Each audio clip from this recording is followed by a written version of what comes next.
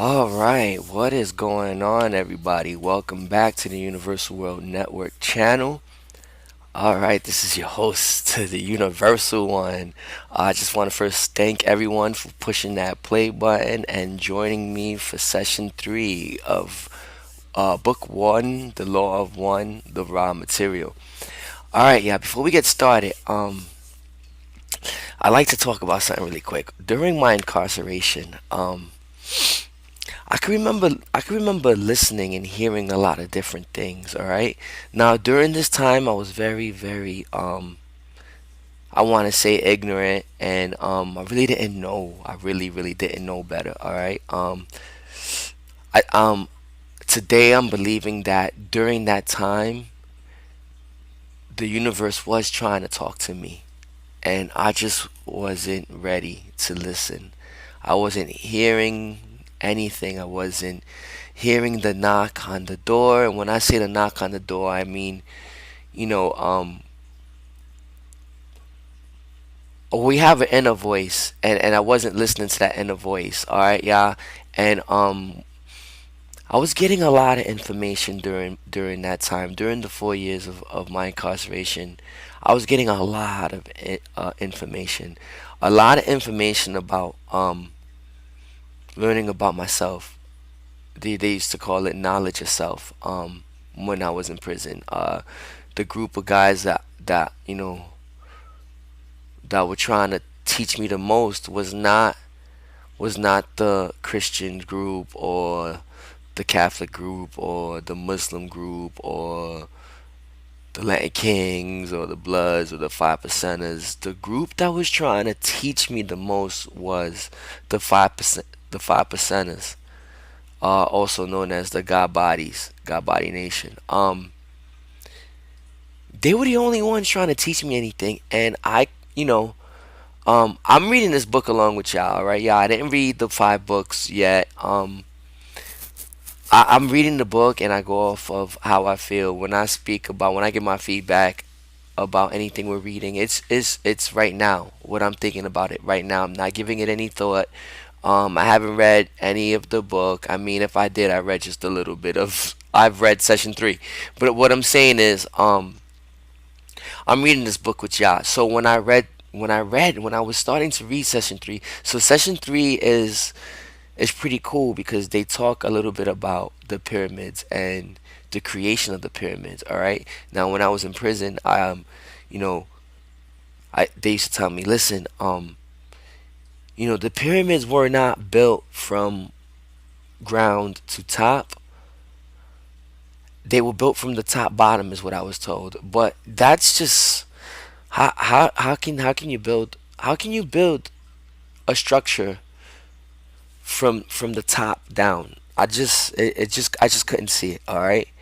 Now, the way it was explained to me was that back then, during those times, the Egyptians were able to use a greater percentage of their brain. Or, all right, so that's how I perceived it. That's what they was telling me. That the Egyptians were able to use a greater percentage of their brain. Now, when you're able to use a greater percentage of your brain, you're able to do things like move move things with your thought, like telekinesis or telekinetics. One of the two. I'm not quite sure, but that was really out there for me. And at that point in time, I just wasn't quite ready to accept that just maybe that could be true. All right, and the reason why I bring this up is because you're gonna see really quick into this session that what Rod's talking about kind of sounds similar, not the same, but similar to what I was hearing. Now, and that was just one of the pieces of information that I'm looking back on today, and I'm like, wow, I was getting a lot of this information that I'm getting today while I was incarcerated when I was just, the tender age of 18, 19 years old. All right. So I'm feeling like, wow. So it's definitely meant for me, for myself, to be bumping into this information again later on in my life. over 20 years later. So, let's get back into this. Let's get back into the book. I'm really, really excited to be back.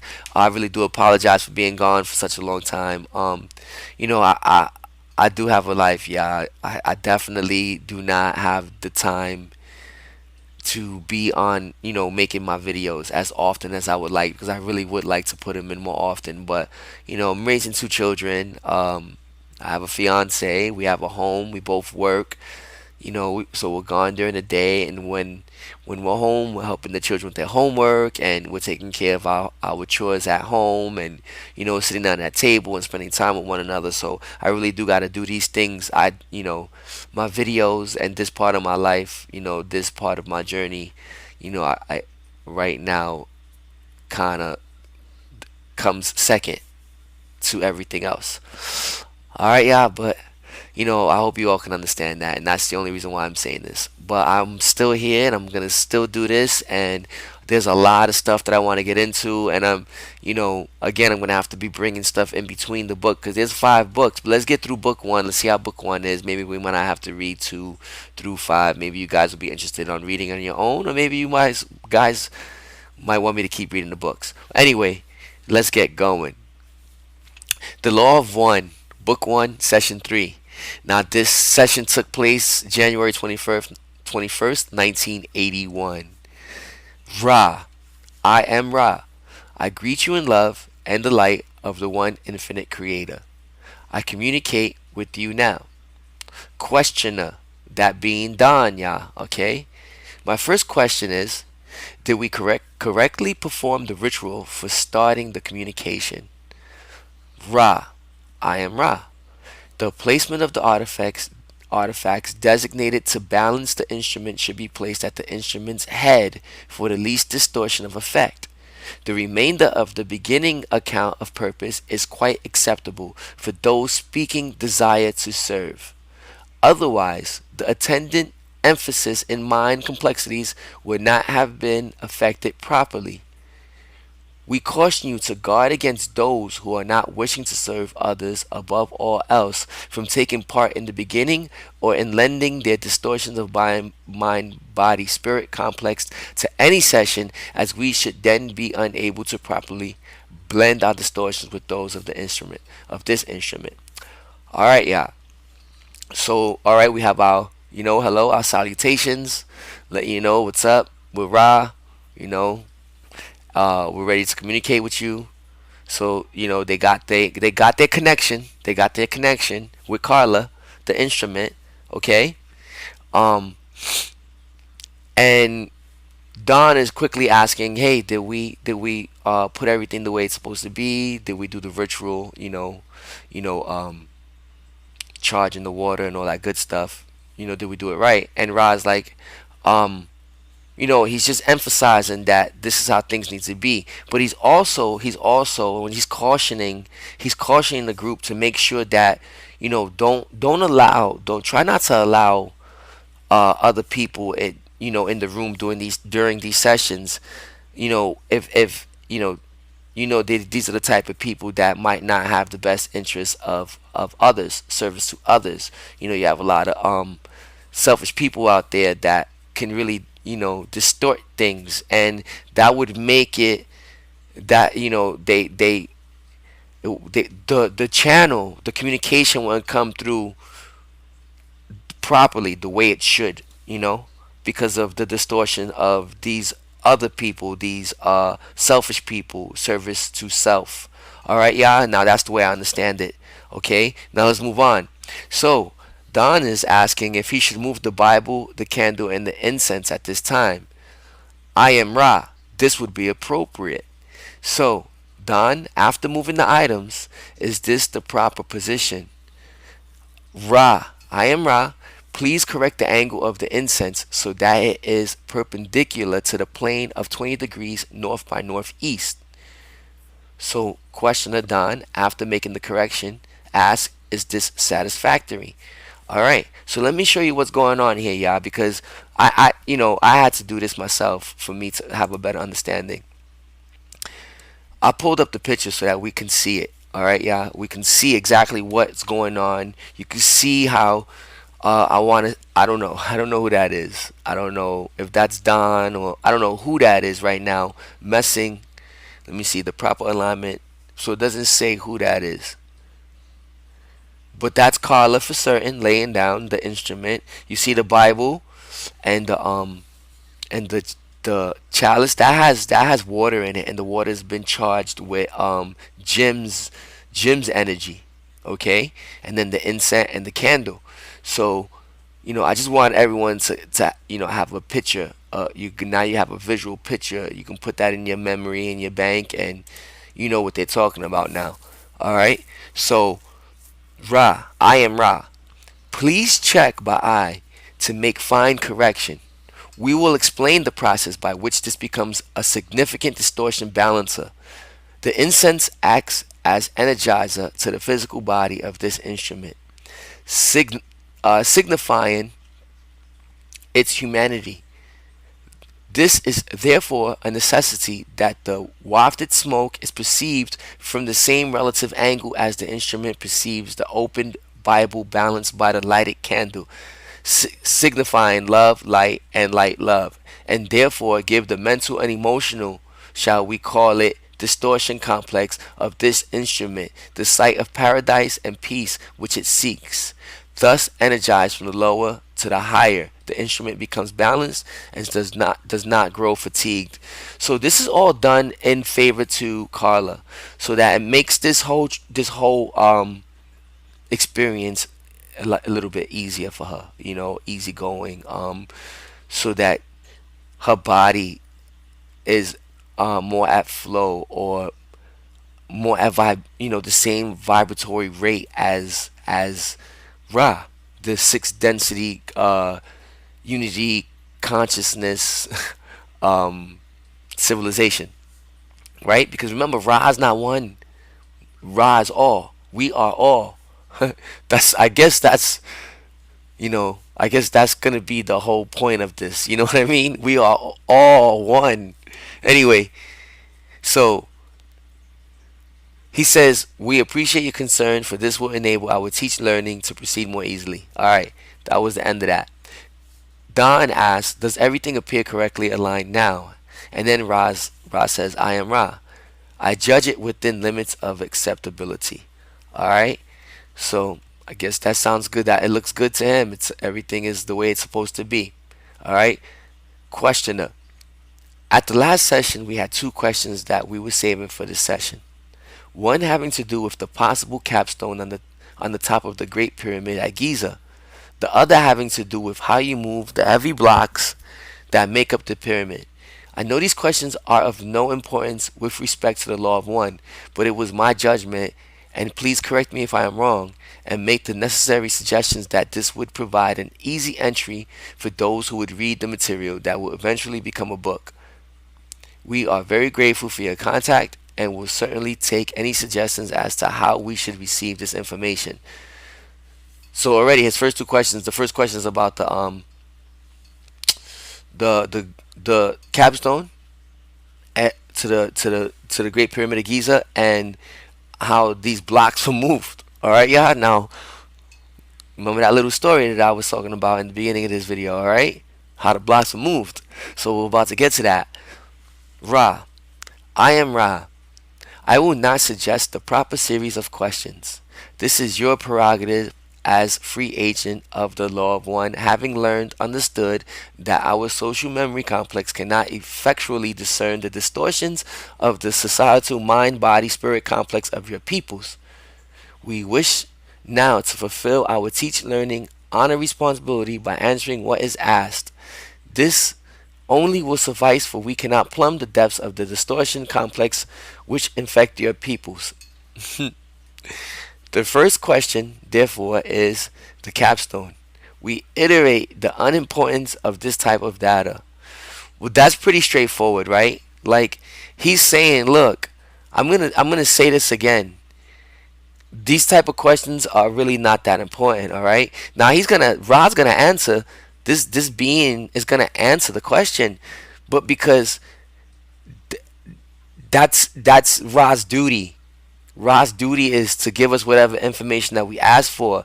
But he's trying to let us know, listen, like, whatever, let's use this time right. Let's get some good information flowing.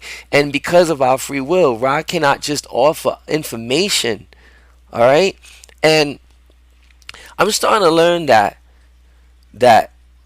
I'm learning this, okay? That good teachers are not gonna just volunteer information. They'll just wait for you to ask the question and they'll give you the answers then, or the information needed then. All right? And I kind of like that. I kind of agree with that. Let me ask my questions, and if it's not important, let me know so we're not wasting time. I can get to the next question, and if that one's not important, let's move on.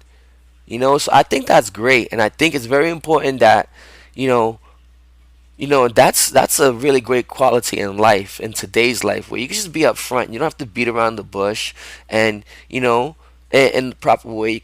You can be open and honest and upfront with people, and that's what Rawa. He was like, we iterate the unimportance of this type of data. All right, but okay, let's go. The so-called Great Pyramid had two capstones. One was of our design and was of smaller and carefully contrived pieces of the material upon your planet, which you call granite. Granite, y'all, that's rock from the earth. This was contrived for crystalline properties and for the proper flow of your atmosphere via a type of what you would call chimney. At a time when we as a people had left their density, the original was taken away and a more precious one substituted. It consisted in part of a golden material. That's just straight up gold, y'all. This did not change the properties of the pyramid, as you call it, at all, and was a distortion due to the desire of a few to mandate the use of the structure as a royal place only. Do you wish to query further upon this first question? So, like, all right, so the capstone. There was a capstone. It was of a granite. It was rock. That they designed, and when they left our density, they took that with them, and one was replaced, and it was replaced by those in power, like today, that get to control everything, and they distorted everything and said, well, all right, Ra's gone, so now we're in control of this, and what we're gonna do is we're gonna limit the people who can come in here. So if you're not of royal blood, now you may not come and use the Great Pyramid the way everyone was supposed to use it. That's what I get. Questioner, what did you mean by chimney? What was its specific purpose? Now, just me being who I am, when I think of a chimney, I think of a chimney like on a house, and we use chimneys to get rid of the bad air, so that we can allow clean air to continue to flow through our buildings, our structures, our homes. All right, but let's read on. Ra, I am Ra. There is a proper flow of your atmosphere, which, though small, freshens the whole of the structure. You see what I'm saying? This was designed by having airflow ducts. It's like a chimney, yeah. It's filtering our air, as this instrument might call them, situated so that there was a freshness of atmosphere without any disturbance or draft. Now that also created the flow. It allowed the flow of air to be smooth and fluid and never disturbed, and there was never a sudden gust of wind or anything like that. Okay, so that, again, this is what I'm getting, yeah. This is what I'm getting. I could be wrong though, or maybe not wrong, but maybe there's a better understanding.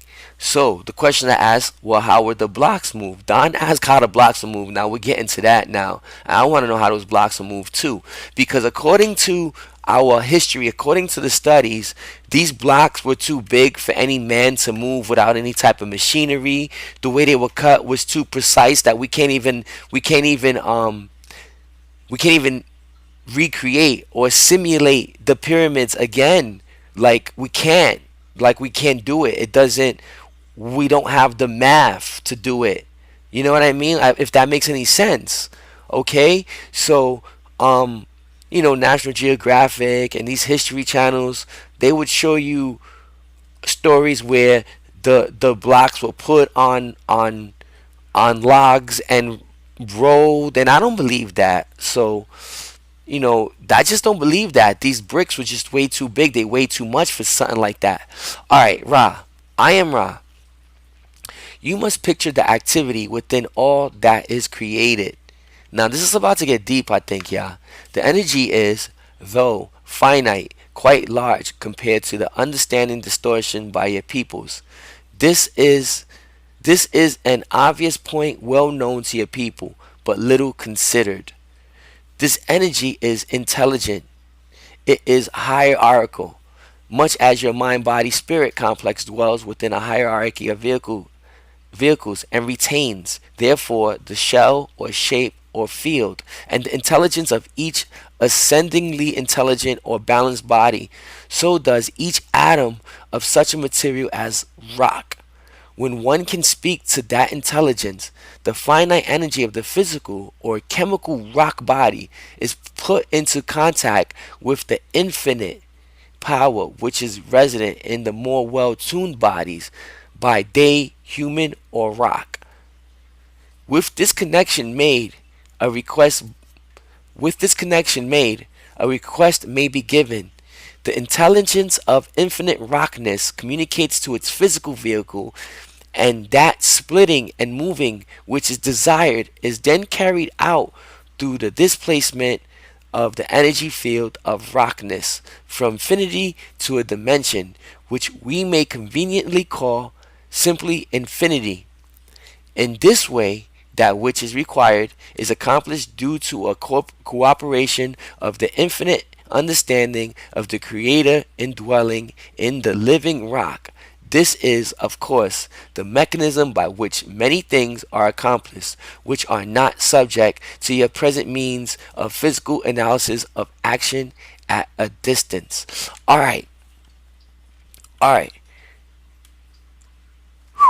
alright, yeah. So let me see if I even understand this the right way. So this is the energy. This energy. So the rock.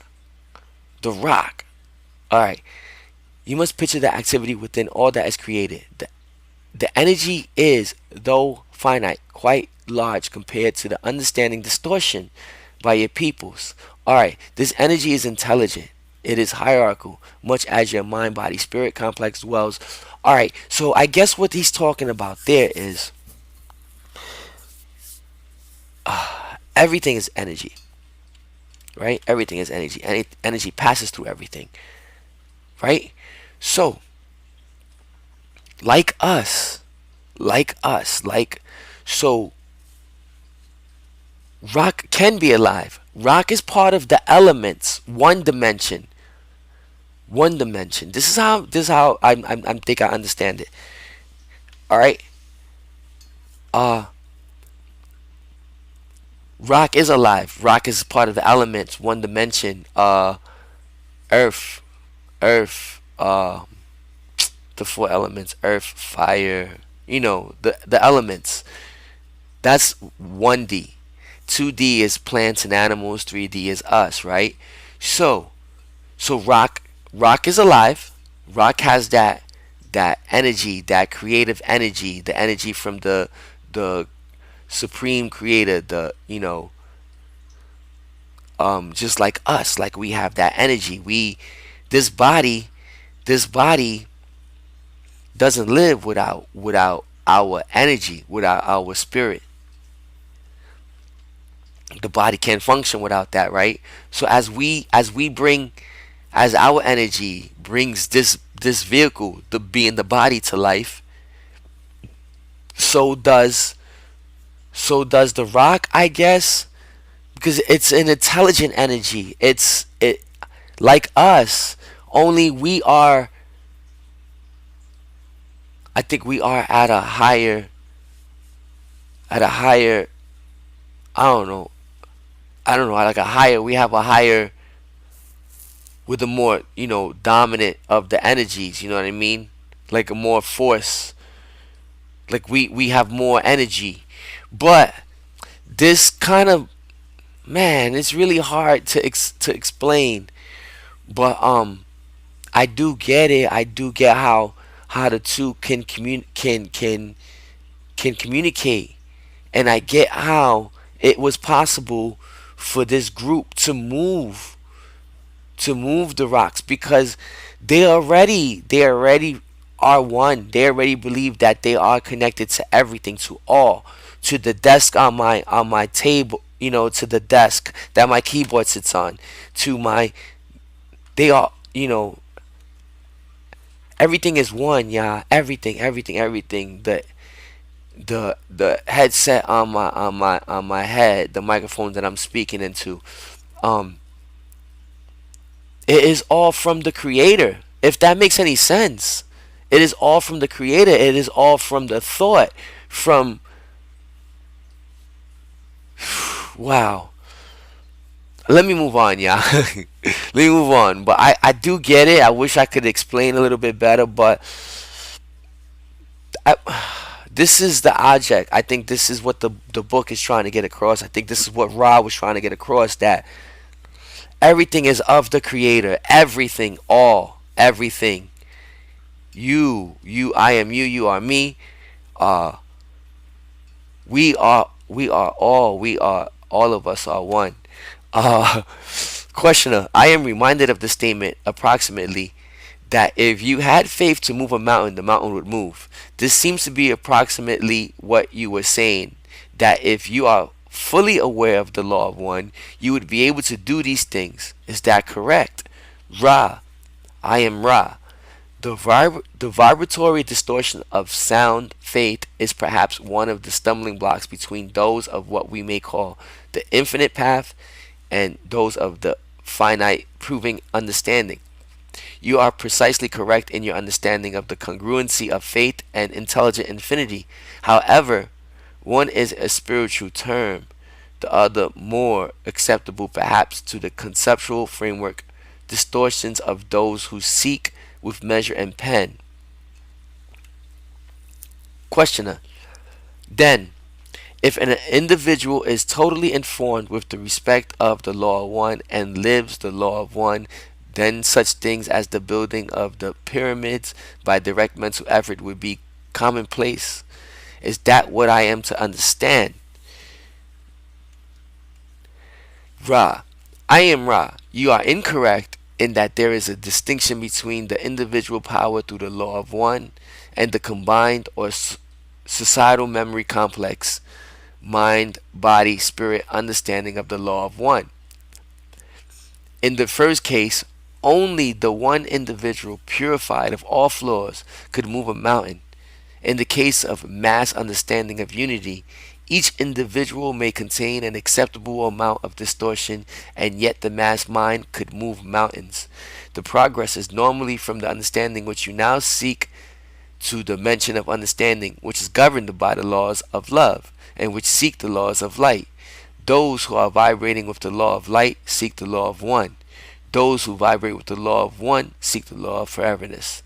We cannot say what is beyond this solution of the unified self with all that there is, for we still seek to become all that there is, and still are we Ra.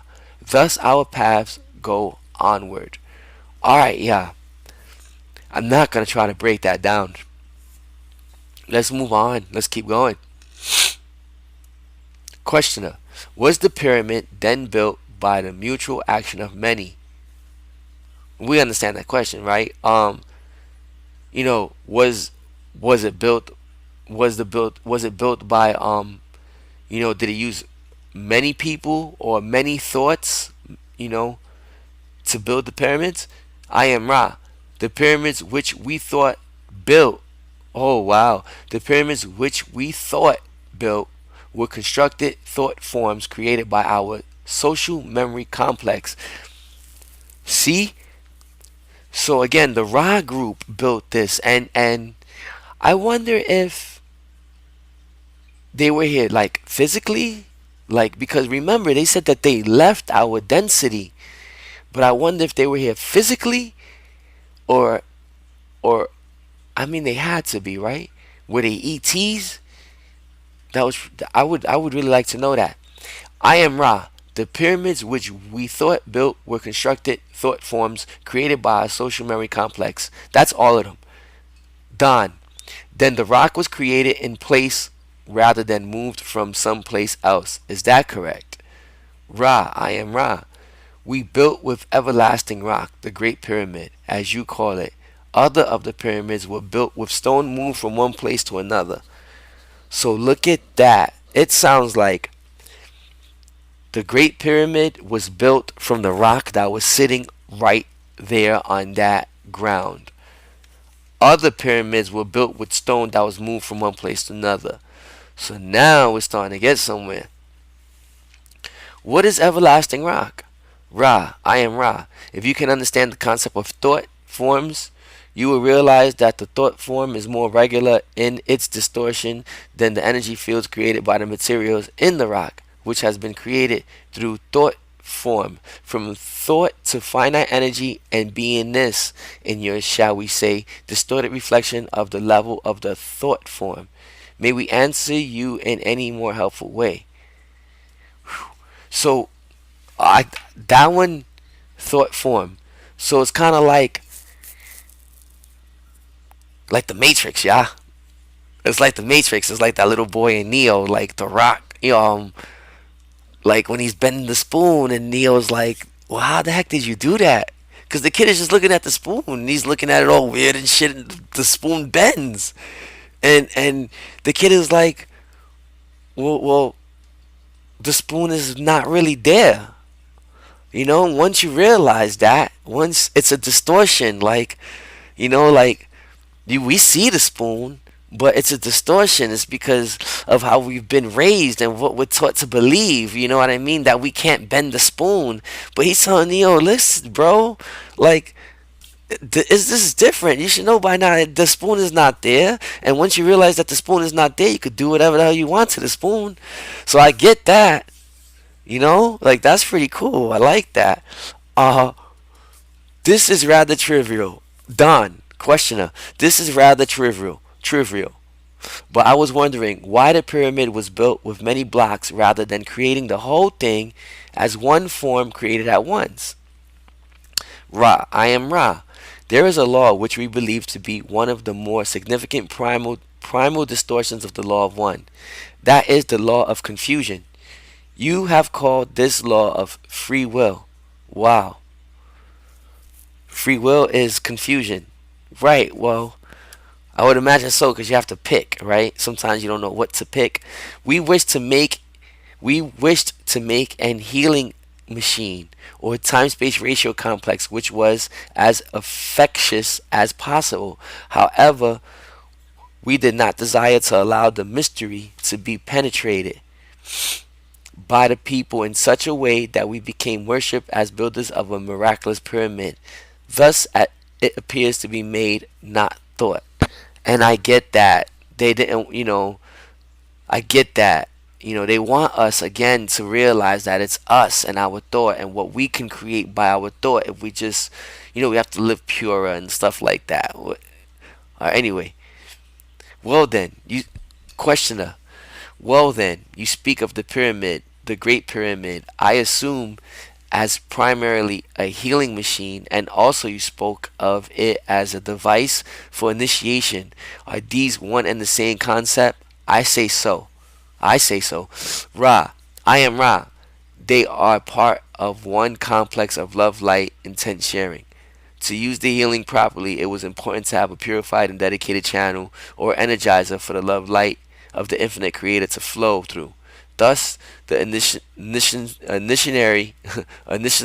initiatory method was necessary to prepare the mind, the body, and the spirit for service in the creator's work. The two are integral. So I get it too. So it was a healing place and a place of initiation. Does the shape of the pyramid have a function in the initiation process? Ra, I am Ra. This is a large question. We feel that we shall begin and ask you to reevaluate. We feel that we shall begin and ask you to reevaluate and ask further at a later session. This somewhat, shall we say, informative point. To begin, there are two main functions of the pyramid in relation to the initiatory procedures. One has to do with the body. Before the body can be initiated, the mind must be initiated. This is the point at which most adepts of your present cycle find their mind body spirit complexes distorted from. When the character and personality that is the true identity of the mind has been discovered, the body then must be known in each and every way. Thus, the various functions of the body need understanding and control with detachment. The first use of the pyramid, then, is the going down into the pyramid for purpose of deprivation of sensory input so that the body may, in a sense, be dead and another life begin. That's pretty cool. We advise we advise at this time any necessary questions and a fairly rapid ending of this session. Have you any query at this time space? The only question is there anything that we have done wrong or that we could do to make the instrument more comfortable? Ra, I am Ra. We we scan this instrument. This instrument has been much aided by these precautions. We suggest only some attention to the neck, which seems in this body distortion to be distorted in the area of strength weakness. More support, therefore, to the neck area may be an aid. Questioner: should we have the instrument drink the water from the chalice behind her head, or should we have her drink from another glass after we charge it with love? You see that energy of love. I am Ra. That and only that chalice shall be the most beneficial, as the virgin material living in the chalice accepts, retains, and responds to the love vibration activated by your beingness. I am Ra. I will now leave this group rejoicing in the power and peace of the one creator. Adonai. Alright, so drink that water that was charged by Jim. Alright, Jim has that good love energy. Um yeah, and that was session three, and we got a little info, right? And we got the teasing. They just teased us with the creation of the pyramid and why we created it, and we learned that they used it for healing and initiation. But the type of healing is where they're trying to, like, it's almost like a data wipe. It's almost like a data wipe. You know what I mean? They get rid of, going to take care of the body, and the mind, and everything is gonna be nice and fresh and clean for the initiation. All right, y'all. So that's pretty cool. So that's why we got the chimney. It's not a chimney. It's just air duct. That's what the capstone was used for.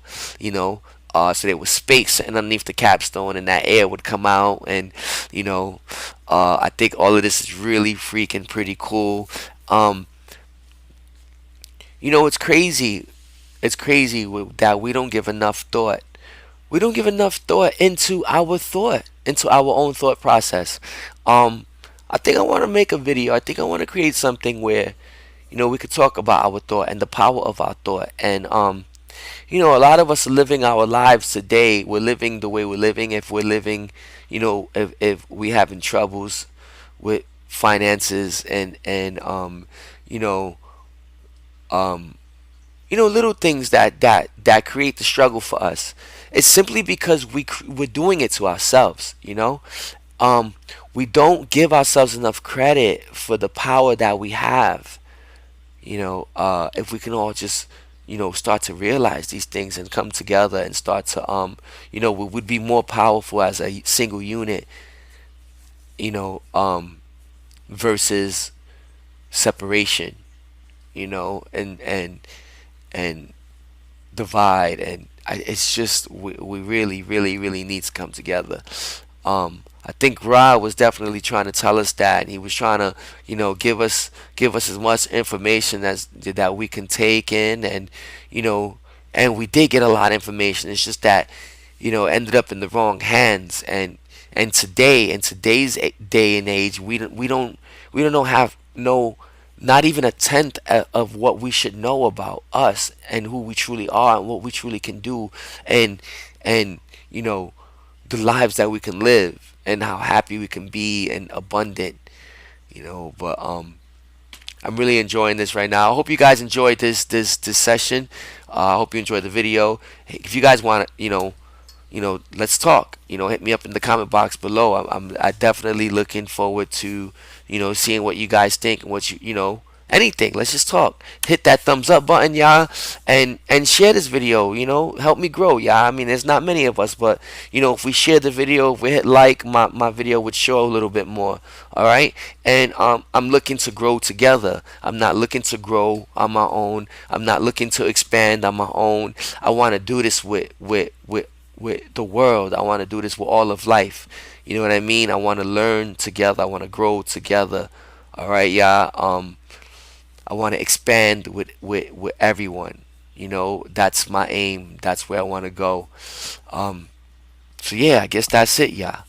All right. Until next time, this is Universal One. Getting at you guys with a pretty cool video here. Thank you for visiting the Universal World Network channel. And until next time, I'm out of here, y'all. Peace.